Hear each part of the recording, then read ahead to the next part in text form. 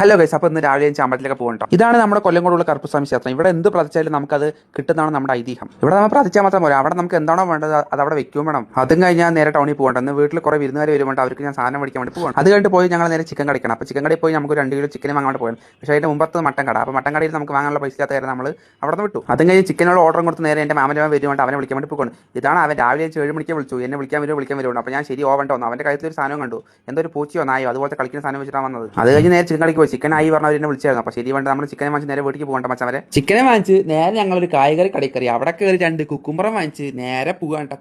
Cucumber ഇല്ലാണ്ട് എനിക്ക് chicken കഴിക്കാൻ ഇഷ്ടമല്ല. അങ്ങനെ ഞങ്ങൾ വീടെത്തിയിട്ടാ. പിന്നെ ഒന്നുമില്ല. അവൻ വാങ്ങിച്ച കളിപ്പാട്ടം കുറച്ച് ഞാൻ കഴുത്തിലിട്ട് കളിച്ചൊക്കെ നോക്കി. അത് കഴിഞ്ഞ് ഈ സാധനങ്ങളൊക്കെ നമുക്ക് അറിയണമല്ലോ. ചിക്കൻ വെക്കാനുള്ള കാര്യങ്ങളൊക്കെ ആയിരുന്നു. ഈ വീട്ടിൽ വിരുന്നുകാർ വരുമ്പോഴേക്കും നമ്മളെല്ലാം സെറ്റാക്കി. നമ്മൾ തന്നെ ഉള്ളൂ എല്ലാത്തിനും.